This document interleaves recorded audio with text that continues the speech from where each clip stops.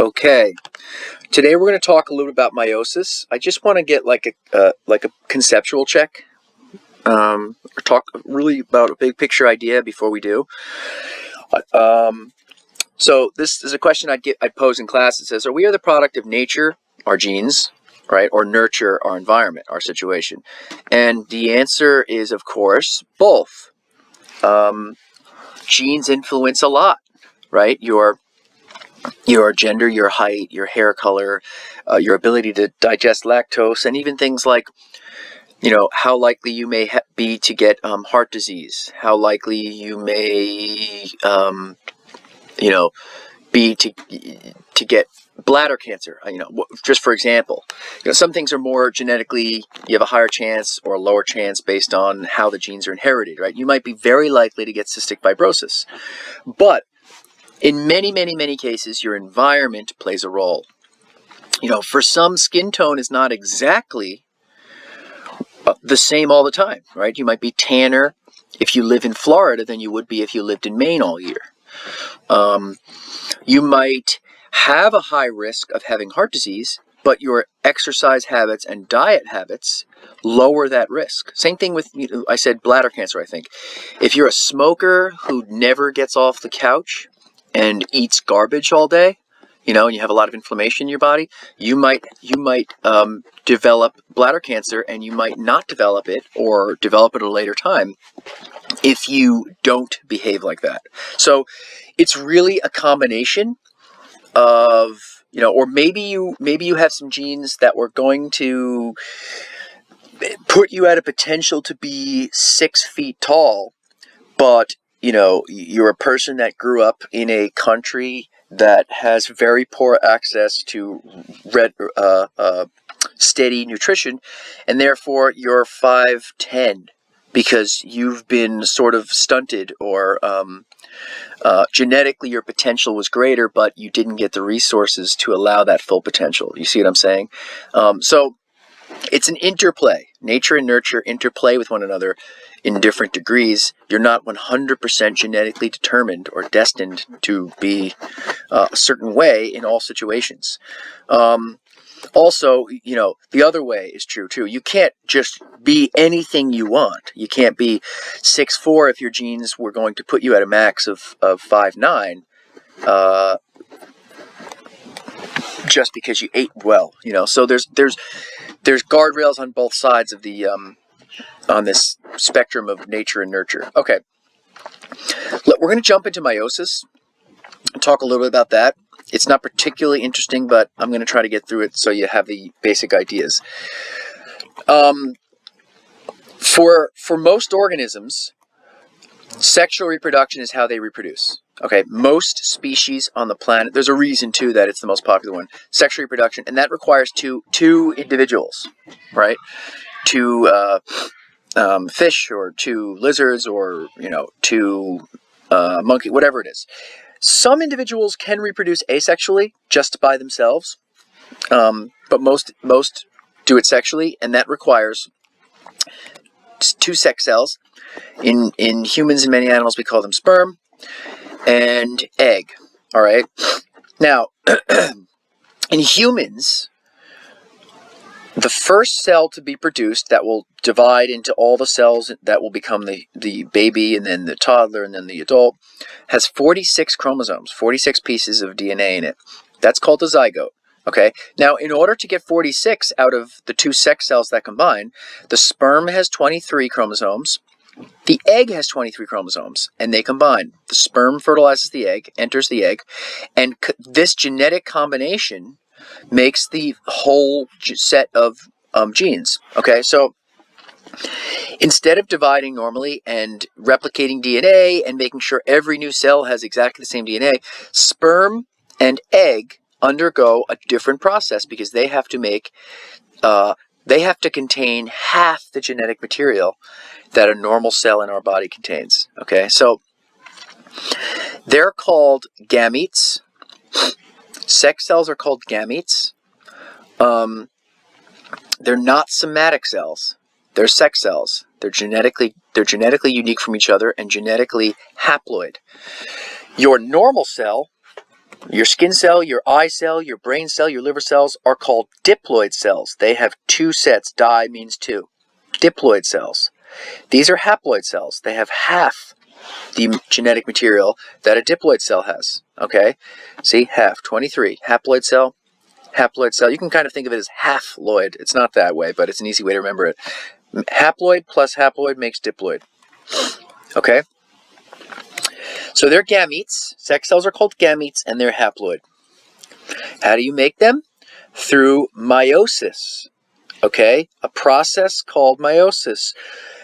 Normally, your skin cells, your liver cells, your heart cells, your lung cells, they all go through something called mitosis. Mitosis makes genetically identical cells. Okay, DNA replicates and all that stuff.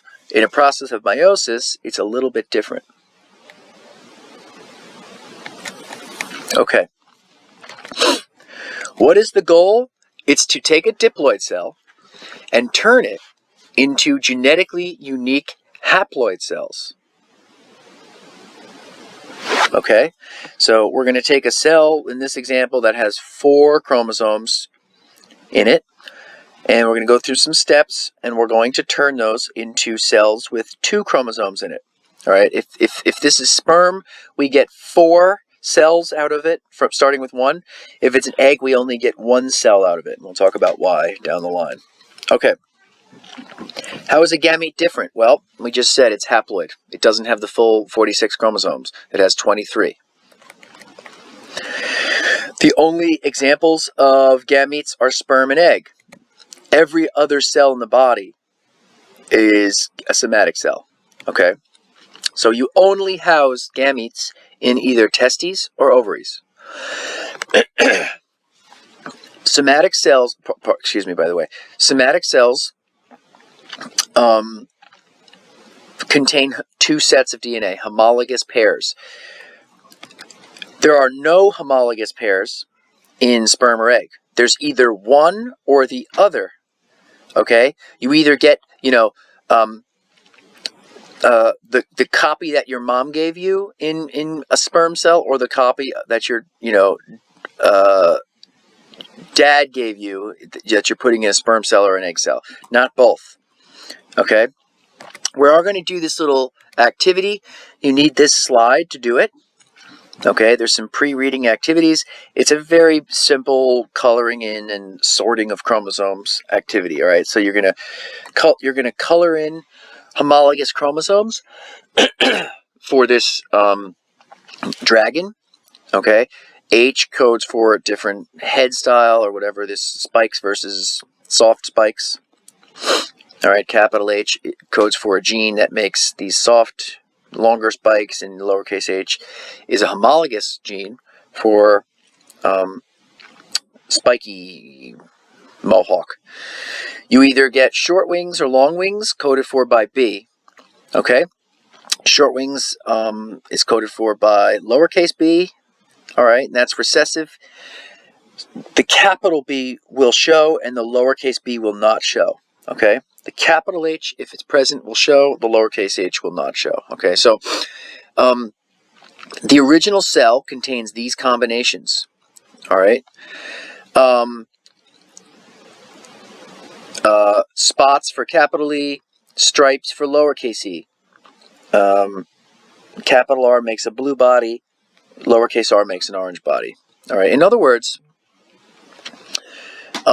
this dragon received a combination of these genes from its mom and dad. Capital H and lowercase h, capital B and lowercase b, capital E and lowercase e, capital R and lowercase r.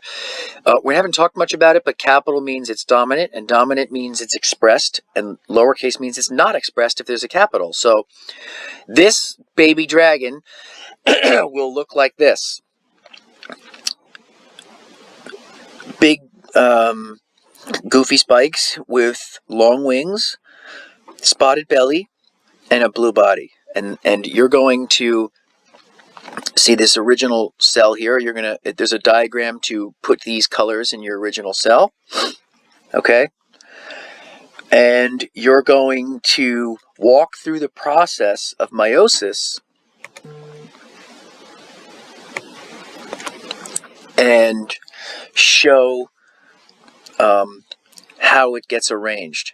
Okay, when this original dragon that looks like this is going to make gametes, okay, when it makes sperm or egg, you're going to draw it out like this, and you're going to arrange the chromosomes, once we talk about how, into 4 different gametes for it.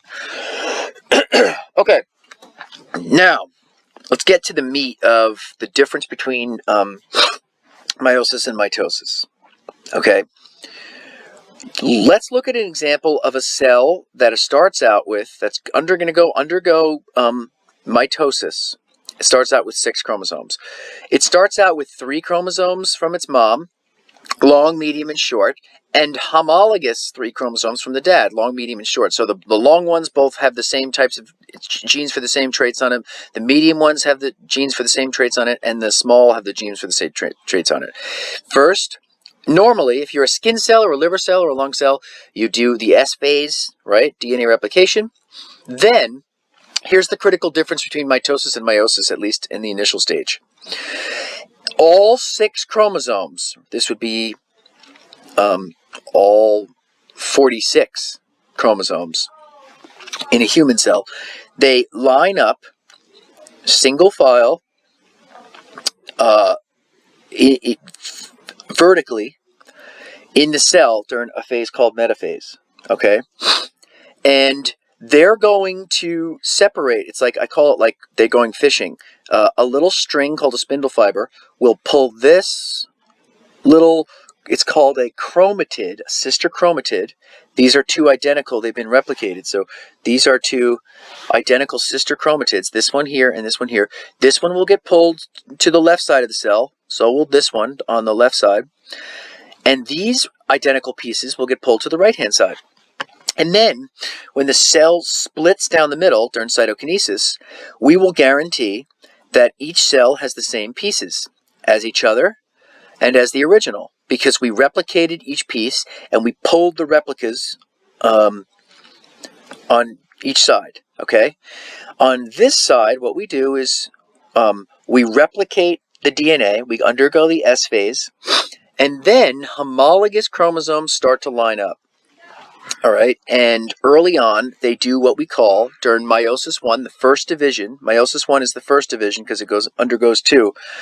It undergoes what we call crossing over, where they switch homologous segments, and you get these weird combinations. It only happens in meiosis, where segments of the red chromosome will be swapped with segments of the blue chromosome.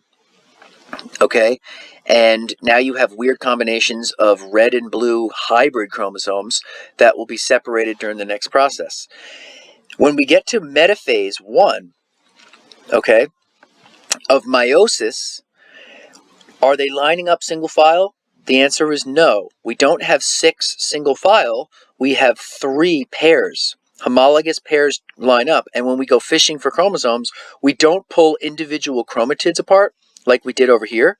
We pull entire chromosome copies together apart. So this blue one will come on this side, this red one will be pulled here, this red one will be pulled over here, and this blue one will be pulled over here, all right? And the order in which these are placed, blue and then red, is random. The next time we do this and make new sperm or egg, maybe the red is on this side and the blue is on that side. Maybe the blue is on this side and the red. So there's a lot of different combinations you can make due to the randomness of how they arrange left to right during metaphase 1, and then they'll get pulled apart. So by the time the first division of meiosis is complete, you have different combinations of chromosomes, therefore genetically different cells, here. So this is going to become 2 sperm, this is going to become 2 sperm, all right? I'm just using sperm because we actually make all 4 when we're done.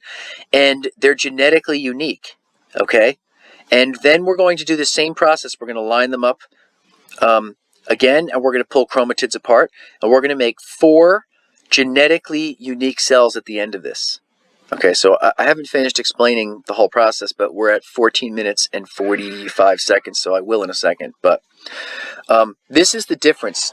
Just try to internalize this picture, because this is how a cell normally makes, normal somatic cells make cells, and this is how they do it in meiosis.